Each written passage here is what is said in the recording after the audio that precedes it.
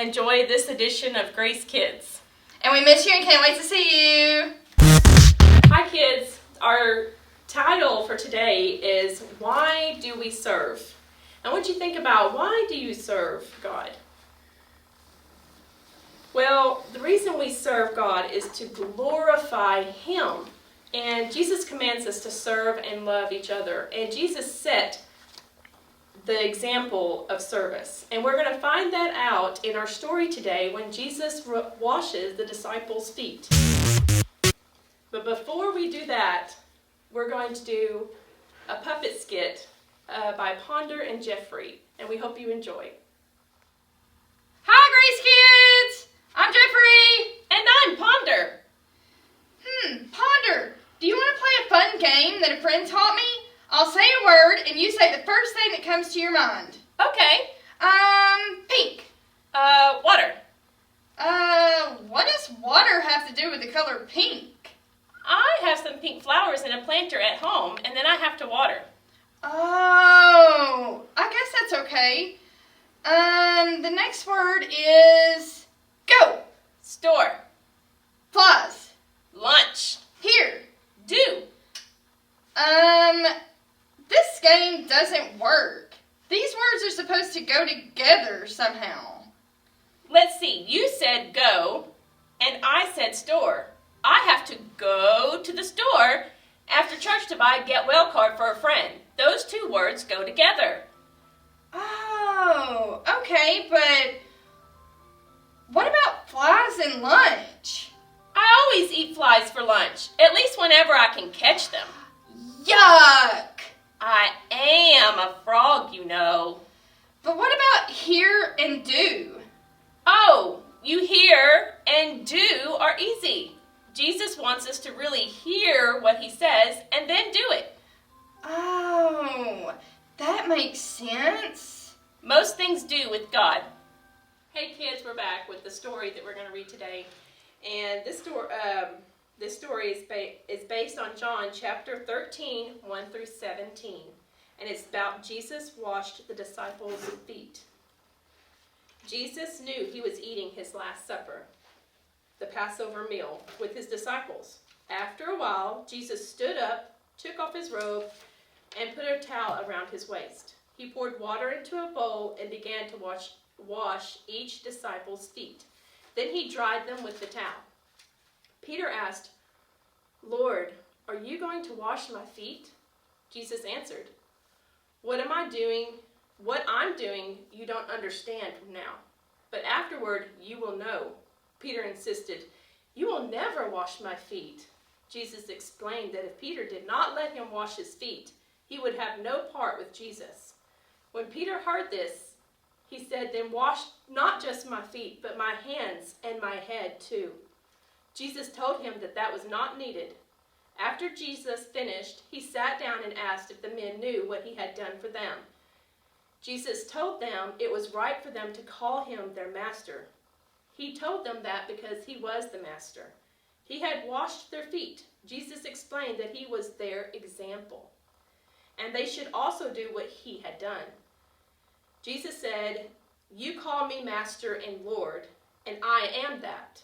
Even though I'm your Master and Lord, I washed your feet, just as a servant would do.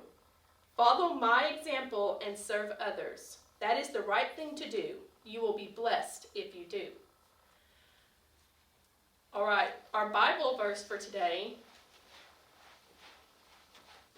is, "If I then, your Lord and teacher, have washed your feet, you also ought to wash one another's feet." John 13:14. And at home, you can practice memorizing this verse on your own or with your parents. You can get a piece of paper or construction paper and write the verse, give spaces between the words for you to cut between. Write the verse out and get a pair of scissors. Make sure your parents are with you and you have permission to cut. And you're going to cut each of these words out. And then you can put them all along your table and make the verse out. And then as you say the verse, take one word away. and then try to say the verse.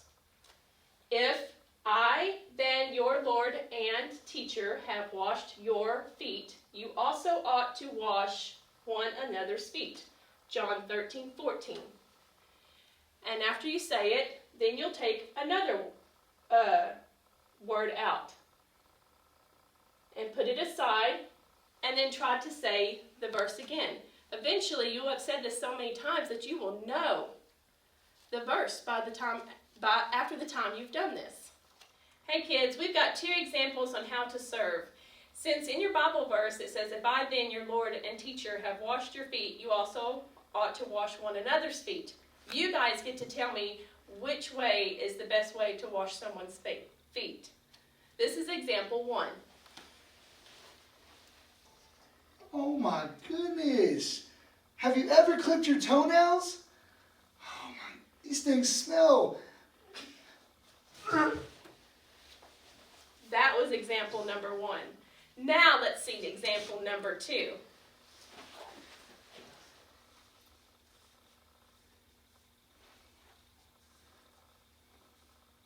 Let me pray with you as I wash your feet. Lord, we thank you for this time, and I thank you for this person, that I get to come and serve them as in I'm serving you. That is example number 2. Which example do you guys think is the right way, the way that we ought to serve one another? Okay, kids, now it's time to apply biblical learning to our lives. We need to add these things to our lives every day and try to practice them. Jesus commanded us to serve and love and gave us the great example of service when he washed the feet of his disciples. In our culture, even though we don't wash the feet of others, Jesus wants us to be servants in other ways. Not just once in a while, but as a way of life. We serve to glorify God. What are some practical ways you can serve others this week? Now, since we all have to be careful about being around others for a little while, how can you serve others from a distance? And who can you serve? Well, at our church, we have missionaries that you can email. And there are, maybe for you kids, maybe it's writing a letter to someone. Or maybe it's giving a call to someone. Praying about all the needs that you hear, anything that you hear, praying about it, and serve others. Praying about someone is something, it seems so simple, and it doesn't seem like it makes a difference, but it makes a huge difference. Praying is a big thing. Also with your parents. We've all had to change all kinds of different things and live a little bit different, and this is hard on everybody to be home all the time. There's lots of jobs and chores that have to be done now that everybody's in home all the time. Maybe there's something that you could help your parents out with that helps make the family be able to function your day-to-day tasks. Speaking of serving others, and we're going to talk about some mission work that we could do as kids. I want you to go around your home, and any pennies or nickels or dimes that you find a good place to keep them and collect them. And when we get to return back to church, we're going to collect them in a jar. We're just going to fill the jar up and keep filling the jars up. And we're going to collect this money for Operation Christmas Child. And we will try to set a date in the future before Operation Christmas Child, before we start packing the boxes, to get all the kids together, meet up at the church, and get to go shopping with one another for other kids. How fun is that? This is going to be great. It's something to look forward to, and I can't wait to do it with you guys. Me and Jody can't wait. And so collect the change. Let's fill up the jar, and we'll see how far we get with that. Okay, kids, now I've got a game for you that you can play. The first one is with a balloon, and if you have a balloon at home, have your parents blow it up and tie it real good, and you can use the balloon with your feet, since Jesus showed us how to serve others by washing his disciples' feet. You'll use your feet to hit the balloon and keep the balloon up in the air. And as it's up in the air, you can say great thing, some of the things that God has done for you in your life, some of the great things that He's done for you in your life. But if you don't have a balloon and you want to do it with more people, get a ball, and if you're going to do it inside, make sure it's a soft ball or a smaller ball, and you can have all your family that's in your house make a circle and spread out, and then y'all can play a game of catch and pass, and you just throw it, and whoever catches it is going to say the great something great that God has done for them. And then you just pass it to the next person. They catch it, and then they say what God has done for them. And then pass it to the next person. They catch it, and they say what God has done for them. And so forth. And you can do that together as a family. Or you could do it outside if it's a beautiful day. So I hope you enjoy this.